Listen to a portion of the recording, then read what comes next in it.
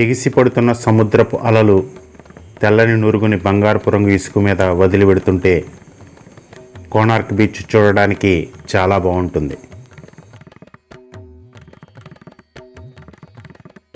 చిన్నప్పుడు సోషల్ పుస్తకంలో భారతదేశపు సరిహద్దుల గురించి నేర్చుకుంటూ తూర్పున బంగాళాఖాతము అని చదువుకున్నాం కదా, ఆ బే ఆఫ్ బెంగాల్ ఇదే. ఒడిశా రాజధాని భువనేశ్వర్కి 60 కిలోమీటర్లు, ఆధ్యాత్మిక రాజధాని పూరికి 35 కిలోమీటర్ల దూరంలో కోణార్క్ ఉంది.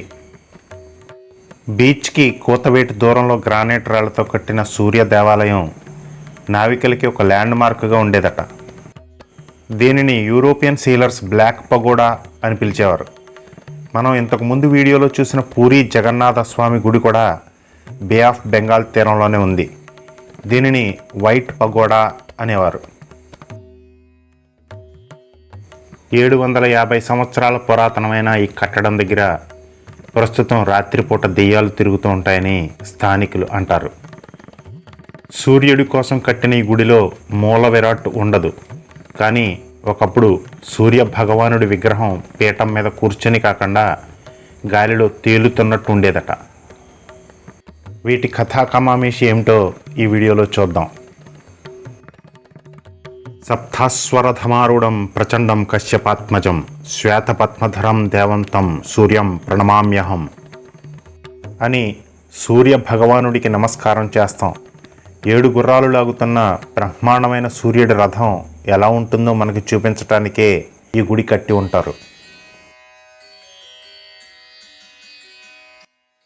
క్రీస్తు శకం 1250లో తూర్పు గంగ వంశానికి చెందిన నరసింహదేవ వన్ కోణార్క్ దేవాలయాన్ని నిర్మించారు. 1200 మంది శిల్పులు 12 సంవత్సరాల పాటు శ్రమించి దీనిని కట్టారు.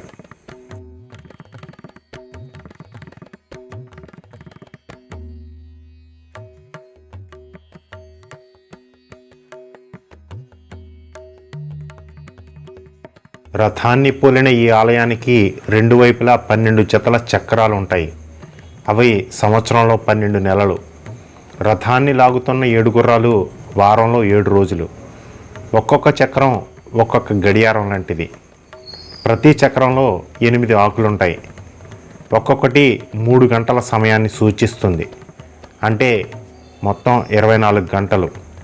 ప్రతి 2 ఆకుల మధ్య ఇరుసు నుంచి అంచు వరకు పూసల తాడులాగా చెక్కారు. ఈ విధంగా గడియారాన్ని 16 భాగాలు ఒక్కొక్కటి గంటన్నర నిడివిగల వాటిగా విభజించారు. ఇది సన్ డయల్. వీటి మీద పడిన నీడను బట్టి ఖచ్చితమైన సమయాన్ని చెప్పగలం.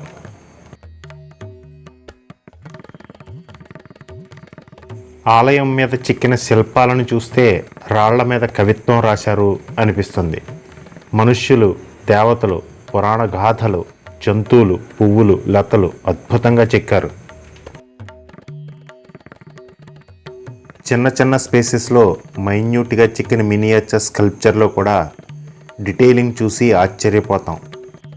నాట్య భంగిమలు, శృంగార సన్నివేశాలు, దేవీ దేవతలు, గుర్రాలు, ఏనుగులు, రకరకాల డిజైన్లు, ఇలా ప్రతి దానిలోని సిమెట్రీ, బ్యాలెన్స్, యాక్యురసీ గొప్పగా ఉంటాయి. ఈ గుడిని కళింగ నిర్మాణ శైలిలో కట్టారు. ఈ శైలి నిర్మాణంలో జగ్మోహన, నాటమండప, భోగమండప అనే 3 భాగాలు ఉంటాయి. గర్భగుడిని చేర్చి జగ్మోహన మండపం ఉంటుంది. ఇది దర్శనానికి వచ్చే భక్తుల క్యూ లైన్ తిరగడానికి అనుకూలంగా ఉంటుంది. ఉత్సవాలు జరిగినప్పుడు సాంస్కృతిక కార్యక్రమాలు నిర్వహించడానికి అనువుగా నాటమండపం ఉంటుంది. ప్రసాదాల తయారీ కోసం భోగ మండపం ఉంటుంది. 16 ముఖాలున్న అరుణస్తంభం ప్రధాన ఆలయానికి నాటమండపానికి మధ్య ఉండేదట. తర్వాత దాన్ని రీలొకేట్ చేసి పూరి ఆలయానికి ఎదురుగా పెట్టారు. కోణార్క్ ఆలయంలోని గర్భగుడిలో సూర్య భగవానుడి విగ్రహాన్ని గాలిలో తేలి ఉండేలా ఏర్పాటు చేశారట. అందుకోసం అయస్కాంత శిలని కింద పీఠంలో, పైన శిఖరంలో, చుట్టూ గోడలకి అమర్చి మధ్యలో ఇనపలోహంతో చేసిన విగ్రహాన్ని ఉంచారు. ఇది ఒక అద్భుతమైన టెక్నాలజీ. కానీ ఇక్కడ ఉంచిన అయస్కాంత ప్రభావం వల్ల తర్వాత కాలంలో పోర్చుగీసు ఓడలకి చాలా నష్టం జరిగింది. అవి ఒడ్డుకి లాగబడడం, కంపస్ అంటే దిక్సూచి ప్రభావితం అయ్యి ప్రమాదాలు జరుగుతూ ఉండడంతో వాళ్ళు టెంపుల్ని అటాక్ చేసి అయస్కాంతాన్ని తొలగించారట. అప్పుడే ఈ నిర్మాణం ధ్వంసమైందని ఒక సిద్ధాంతం ప్రచారంలో ఉంది. ఆ సందర్భంలోనే నాటమందిరంలో ఉన్న కళాకారులు, నాట్యకత్తులు మరణించారని చెప్పుకుంటారు. చీకటి పడిన తర్వాత ఇక్కడ గుసగుసలు, గజ్జెల చప్పుళ్ళు వినిపించటం, ఎవరో ఎగురుతూ వెళుతున్నట్టు అనిపించడం లాంటి స్పూకీ థింగ్స్ జరుగుతూ ఉంటాయని స్థానికులు అంటారు.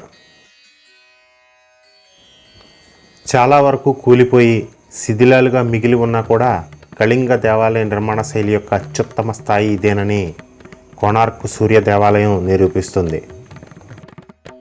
2-3 గంటలు ఈ ఆలయం చుట్టూ తిరుగుతూ శిల్ప సౌందర్యాన్ని ఆస్వాదిస్తే ఎంత గొప్ప సంస్కృతికి మనం వారసులమో తెలుసుకొని గర్వపడతాం.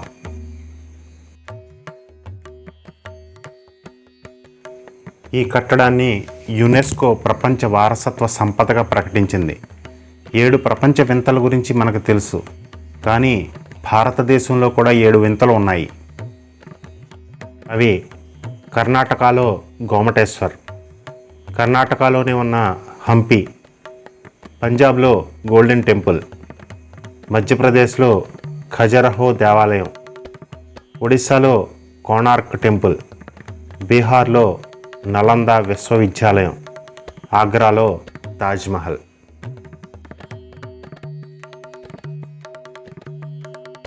ప్రతి భారతీయుడు తప్పనిసరిగా చూడవలసిన ఈ 7 వింతలలో కోణార్క్ ఒకటి. అలాగే ఒడిశాలోని గోల్డెన్ ట్రయాంగిల్ అని చెప్పుకునే 3 ఒకటి కోణార్క్. మిగిలిన 2 పూరిలో జగన్నాథ్ టెంపుల్, భువనేశ్వర్లో Lingaraj temple. India's best kept secret అనేది ఒడిశా టూరిజం కార్పొరేషన్ వాళ్ళ ట్యాగ్ లైన్. నిజంగానే చరిత్ర మనకి చూపకుండా దాచిన రహస్యాలు ఎన్నో ఇక్కడ ఉన్నాయి. ఎన్నో ప్రత్యేకతలు ఉన్న ఒక గొప్ప కట్టడాన్ని మీకు ఈ వీడియోలో చూపించగలిగినందుకు నాకు చాలా ఆనందంగా ఉంది. తర్వాత వీడియోలో మళ్ళీ కలుద్దాం. ఇంకొక విషయం, కోణార్క్ సూర్య దేవాలయాన్ని చూడడానికి వచ్చినప్పుడు బీచ్లో కూడా కొంతసేపు ఆహ్లాదకరంగా గడపండి, చాలా బాగుంటుంది.